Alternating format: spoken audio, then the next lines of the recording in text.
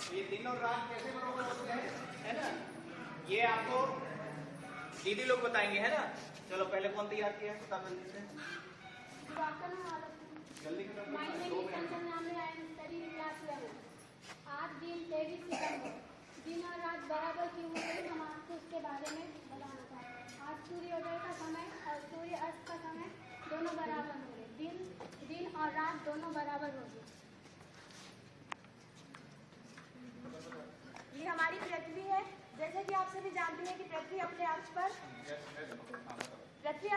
पर घूमती है और 365 दिन में अपनी पूरी परिक्रमा को पूरी करती है। परिक्रमा क्या होती है बताओ, तुम लोग हटो यहाँ से।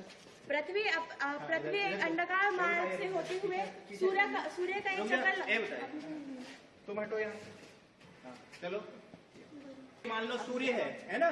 ये दीदी जो खड़ी है सूर्य है, तो ये पृथ्वी कैसे चक्कर लगाती है, ये देखो, दिख रहे हैं ना? ये दो गतिविधियां होती है इसमें, एक होता है परिक्रमण और एक होता है परिभ्रमण, है ना? रोटेशन और रिवोल्यूशन, है ना? तो जो परिक्रमण होता है वो मतलब होता है परिक्रमा करना, किसकी? सूर्य की, है ना? तो वो कितने दिन में करती है? 365 दिन। और परिभ्रमण मतलब अपने अक्ष पे जैसे भौरा घूमता है ना, ऐसे ये कितनी देर में होता है? 24 घंटे में, है ना? आगे बताओ। पृथ्वी परिभ्रमण 24 घंटे में पूरा करती है। और जो भूमध्य रेखा है, जो कि आज 23 सितंबर है, 23 सितंबर के दिन सूर्य की जो किरणें हैं वो लंबवत होती है। और तो उत्तरी गोलार्ध और दक्षिणी गोलार्ध दोनों गोलार्ध में सूर्य की जो किरण है वो बराबर रहेंगी। तो दिन और रात दोनों बराबर होंगी आज। और भूमध्य रेखा आज से सूर्य का दक्षिणायन होगा।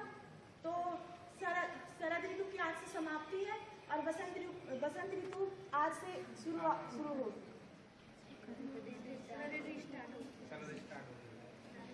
23 मार्च को दिन और रात बराबर होते हैं।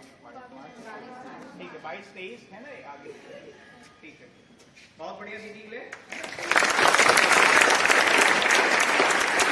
ये देखो आप, ये अपनी पृथ्वी है। पृथ्वी में ये भूमध्य रेखा होती है। भूमध्य मतलब दो भागों में, है ना? ये भूमध्य रेखा 0 डिग्री पे, इसके ऊपर वाला उत्तरी गोलार्ध कहलाता है, नीचे वाला दक्षिणी गोलार्ध कहलाता है। ये 0 डिग्री के ऊपर एक कर्क रेखा होती है 23.5 डिग्री, है ना? नीचे होती है 23.5 में मकर रेखा होती है ना? सूर्य तो अपनी जगह पे स्थिर है, पृथ्वी जैसे घूम रही है, अपन पता करें ना। तो पृथ्वी जब भूमध्य रेखा और सूर्य एकदम सामने होते हैं तो ये 2 तारीख होती है, एक होता है 22 मार्च और 23 सितंबर। तो अपन 22 मार्च से बात करते हैं। तो 22 मार्च को जैसे भूमध्य रेखा में सूर्य की किरणें सीधे पड़ी तो उस दिन दिन रात बरोबर हो गए। उसके बाद सूर्य उत्तर की ओर चलना चालू होता है, मतलब पृथ्वी घूम रही है तो सूर्य की दिशा डायरेक्शन किधर? उत्तरी गोलार्ध में, है ना? तो 21 जून के आते तक वो कहाँ पहुंच जाता है? कर्क रेखा। कहाँ पहुंचता है 21 जून को? इसीलिए उत्तरी गोलार्ध में कौन सा दिन सबसे बड़ा होता है? 21 जून, योग दिवस, है ना? कौन सा दिन बड़ा होता है? 21 जून। और रात सबसे छोटी होती है। उसके बाद 21 जून के बाद फिर सूर्य अपनी स्थिति पे, पृथ्वी की पोजीशन बदलती है घूमने के साथ। तो पृथ्वी के बाद ये नीचे आना चालू होता है वापस, है ना? तो फिर भूमध्य रेखा में पहुंचा तो कितनी तारीख को पहुंचेगा फिर? 23 सितंबर, मतलब आज। तो फिर दिन और रात क्या हो गए? फिर आगे बढ़ना चालू होती है, पृथ्वी घूमती है, ऐसे घूमती है। तो फिर सूर्य की जो किरणें हैं वो नीचे दक्षिण की ओर जाना चालू होती है ना? दक्षिण की ओर भूमध्य रेखा से टेढ़ी होने लगती है और ऐसे दक्षिण की ओर जाती है, और इधर सीधी और इधर टेढ़ी, है ना? तो हमारे यहाँ ठंडी अब आज के बाद से धीरे धीरे ठंडी बढ़ेगी हमारे, है ना? और इधर दक्षिण में। और ये फिर ये मकर रेखा में कब पहुंच जाती है? 22 दिसंबर। तो 22 दिसंबर को ये मकर रेखा में क्या पड़ती है? क्या पड़ेगी? गर्मी। क्या पड़ेगी? क्योंकि सूर्य वहां पे सीधे है ना, गर्मी पड़ती है। लेकिन 22 दिसंबर को हमारे यहाँ ठंडी रहती है ना? Yes sir. तो इसीलिए 22 दिसंबर को हमारे यहाँ सबसे छोटा दिन होता है और सबसे बड़ी होती है। और यहाँ पे दक्षिणी गोलार्ध में सबसे बड़ा दिन और सबसे छोटी रात। तो आपको समझ में आया है कि एक दिन होता है जिसको सबसे बड़ा दिन बोलते हैं। कब बोलते हैं?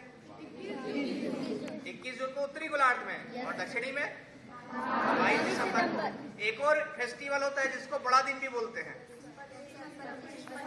आप क्रिसमस डे को सुने होंगे ना, बड़ा दिन है बोलते हैं। तो क्या होता था कि जो क्रिसमस वाला सेलिब्रेशन